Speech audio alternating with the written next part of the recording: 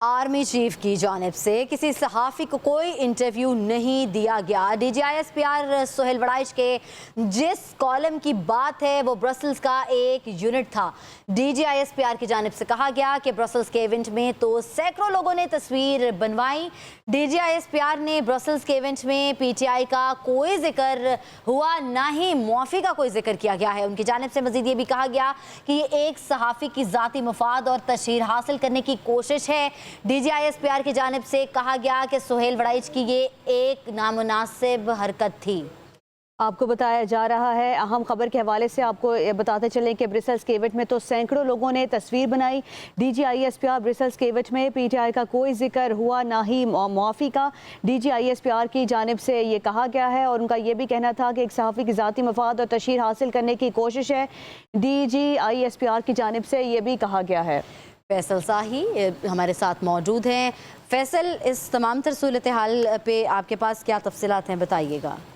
DGISPR का ये कहना है कि आर्मी चीफ की तरफ से किसी सहाफ़ी को कोई इंटरव्यू नहीं दिया गया। सोहेल वड़ाइच की जिस कॉलम की बात हो रही है वो ब्रसल्स का एक इवेंट था। ब्रसल्स के इवेंट में तो सैकड़ों लोगों ने तस्वीर बनवाई थी और ब्रसल्स के इवेंट में PTI का कोई जिक्र हुआ, ना ही मुआफ़ी का कोई जिक्र हुआ था। ये एक सहाफ़ी की ज़ाती राय और ज़ाती मफाद और तशहीर हासिल करने की कोशिश हो सकती है। सोहेल वड़ाइच का ये एक नामुनासिब उनकी हरकत थी।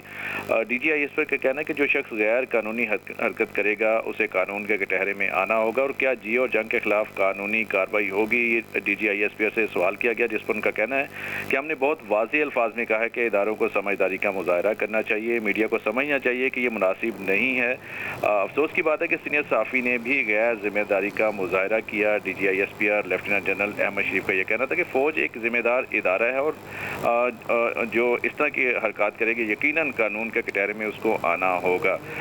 इसके अलावा DGISPR का ये कहना था कि जब भारत का जो जंग का उन्होंने जो हमला किया और भारत का ख्याल था कि इतनी मेहनत के बाद जब वो हमला करेंगे तो पाकिस्तानी फ़ौज को बासानी डिस्क्रेडिट कर देंगे, मगर सब कुछ उलट हो गया। पाकिस्तान की भरपूर जवाब से उनकी अपनी प्रॉक्सीज और मुल्क जो है वो डिस्क्रेडिट हो गया।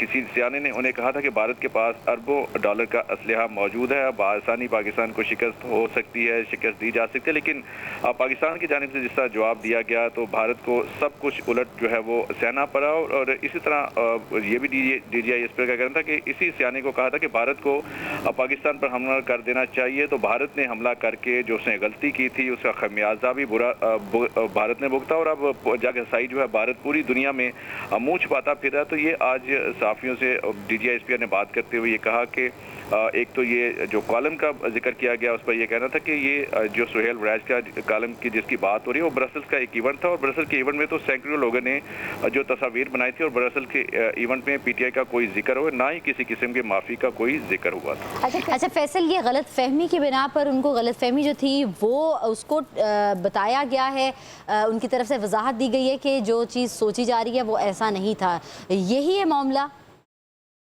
DGISPR ने ये वाज़ेह किया है कि ये जो एक बयान बनाने की कोशिश की गई है ये एक सहाफ़ी की ज़ाती मफाद और तशहीर हासिल करने की कोशिश हो सकती है। और जिस सोहेल वड़ाइच के ये एक कॉलम का जिक्र किया जा रहा है और उसकी जो बात की जा रही है इसका हकीकत से कोई वास्ता नहीं है। ब्रसल्स का एक इवेंट था जिसमें जो आर्मी चीफ की मुख्तलिफ सहाफ़ियों के साथ मुलाकात भी हुई, तस्वीर भी बनाई गई और वहाँ पर एक ये जो कॉलम का जिक्र किया जा रहा है हकीकत से इसका कोई वास्ता नहीं है। ये जो सहाफ़ी उनके ज़ाती मफाद और तशहीर हासिल करने की कोशिश है और सोहेल वड़ाइच की ये एक नामुनासिब हरकत थी, ये DGISPR ने वाज़ेह किया है। ठीक है, बहुत शुक्रिया फैसल साहिब, ब्यूरो चीफ इस्लामाबाद हमें तफसीलन आगाह कर रहे थे।